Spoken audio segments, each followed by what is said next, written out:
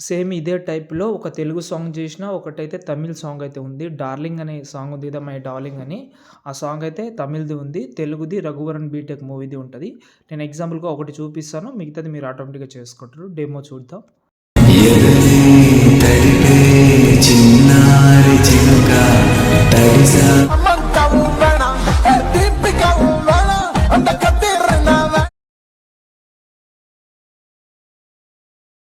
Friends video అయితే చూస్తున్నారు కదా! మీకు ఆల్రెడీ చెప్పాను నేను. ఒకటి తెలుగు సాంగ్ ఉంటది. ఇంకోటి తమిళ్ సాంగ్ అయితే ఉంది. తమిళ్ సాంగ్ ఇది దీని మీద ఇప్పుడు ఇది మూడో వీడియోనో, రెండో వీడియో అనుకుంటా. థర్డ్ వీడియో అనుకుంటా. మేబీ చెప్పలేను. ఓకే. కానీ ఇది బ్యాక్ సైడ్‌లో ఇమేజ్ లాగా అయితే చేయలేదు. ఇదైతే చాలా అంటే చాలా సింపుల్. మీరు 'రఘువరన్ బీటెక్' ఉంటది కదా! ఆ మూవీ సాంగ్ చేద్దామని అనుకుంటే చాలా బాగుంటది. ఏదైనా ట్రై చేయండి. లేకపోతే ఇప్పుడు ట్రెండింగ్‌లో ఉంది కాబట్టి 'డార్లింగ్' సాంగ్ చేసినా కూడా నాకేం ప్రాబ్లమ్ లేదు. కానీ ఫస్ట్ మనం ఎడిటింగ్ చేసుకోవాలి. ఒక ఫోటోకి కింద ప్లస్ ఐకాన్ న ఫో ఆహ్, 16:9 రేషియోస్ తీసుకున్నాను. ఒక ఫోటో తీసుకుందాం. ఎవరిదైనా ఒక ఫోటో తీసుకోండి. బాయ్సే కదా కాబట్టి. అంటే కపుల్ ఫోటో కూడా వస్తది ఇందులో. అది 'రఘువరన్ బీటెక్' మూవీ నుంచి సాంగ్ ఉంది కదా! ఆ కపుల్ ఫోటో అయితే చాలా బాగా సింక్ అవుతుంది. ఓకే. ఈ ఫోటో తీసుకుంటున్నా. దీన్ని కొంచెం జూమ్ చేసి కిందికి తీసుకొస్తున్నా ఇలా. ఇంత కావాలి నాకు. ఎఫెక్ట్ ఆప్షన్‌లోకెళ్ళి టైల్స్ అయితే యూజ్ చేస్తున్నా. మిర్రర్ అయితే యూజ్ చేస్తున్నా. ఇప్పుడు ఈ ప్లేస్ అయితే ఓకే వచ్చింది. ఒకవేళ మీకు అలా రాకపోతే మీరు ఏం చేయాలంటే చెప్తాను. మీ దగ్గర బజాట్ యాప్ ఉంటే మీరు బజాట్ యాప్‌లో అయితే ఎగ్జాంపుల్‌గా ఫోటో సెలెక్ట్ చేసుకోండి. సెలెక్ట్ చేసిన తర్వాత ఒకవేళ మీకు ఇలా దీనిలాగా స్పేస్ రాకపోతే దీన్ని మీరు రబ్ చేసుకోవచ్చు ఇలా. ఏమైనా క్యాండిడేట్ ఉన్నా, ఏమైనా ఆబ్జెక్ట్ ఏమైనా ఉన్నా రిమూవ్ అయిపోతది ఆటోమేటిక్‌గా. చాలా యూజ్ అవుతుంది మీకు. చూడండి చాలా క్లియర్‌గా వచ్చింది. నేనైతే ఇప్పుడు మనకు బ్యాక్‌గ్రౌండ్ రిమూవ్ అయితే ఫస్ట్ చేసుకుంటా నేను.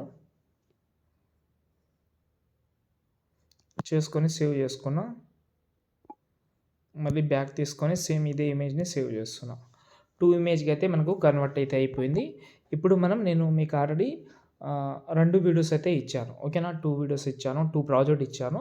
అందులో ఏదైనా ఒక ప్రాజెక్ట్ అయితే ఓపెన్ చేసుకోండి. ఎగ్జాంపుల్‌గా నేను తెలుగు సాంగ్ కాబట్టి తెలుగు సాంగ్ ఉన్న ప్రాజెక్ట్ అయితే ఓపెన్ చేస్తున్నా. ఓకే. ఓపెన్ చేసిన తర్వాత కింద లాస్ట్‌లో ఒక ఫోటో ఉంటది. ఆ ఫోటో సెలెక్ట్ చేసి కలర్ అండ్ ఫిల్‌లోకెళ్ళి మీ యొక్క ఫోటో తీసుకోండి.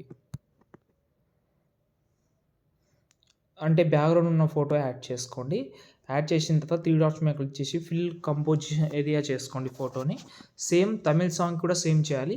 మళ్ళీ సేమ్ ఇంకో పీఎన్‌జీ టాప్‌లో ఉంటది ఫోటో. పీఎన్‌జీ ఉంటదది. దాన్ని కూడా సెలెక్ట్ చేసి మీ యొక్క పీఎన్‌జీ ఫోటో ఉంటది కదా! దాన్నయితే యాడ్ చేసుకోండి. ఓకే. దీన్ని కూడా 3 డాట్స్ మీద క్లిక్ చేసి ఫిల్ కంపోజిషన్ ఏరియా చేసుకోండి.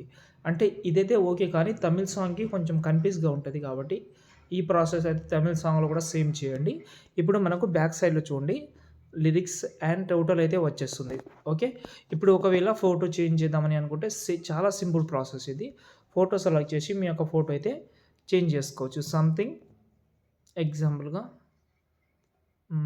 ఈ ఫోటో తీసుకుంటున్నా. అనుపమది తీసుకున్న ఫోటో సరిగ్గా సెట్ కాలేదు. కొంచెం కిందికి తీసుకొస్తున్నా. ఓకే. ఇంకా సరిగ్గా సెట్ కాకపోతే ఎడిట్ షేప్‌లోకెళ్ళండి. ఇక్కడ మనకు ఎక్స్‌వై అని ఉంటది. వైని సెలెక్ట్ చేసి ఇలా అడ్జస్ట్‌మెంట్ చేసుకుంటే సెట్ అయిపోతది. కొంచెం జూమ్ కావాలంటే జూమ్ చేసుకోండి. తక్కువ కావాలంటే తక్కువ, ఎక్కువ కావాలంటే ఎక్కువైతే చేసుకోండి. బాగా సింక్ అయిపోతది. మీకు పెద్ద ఇబ్బంది అయితే ఏముండదు. ఓకే. ఈజీగా ప్రతి ఒక్క ఫోటోని వన్ బై వన్ చేంజ్ చేసుకోండి.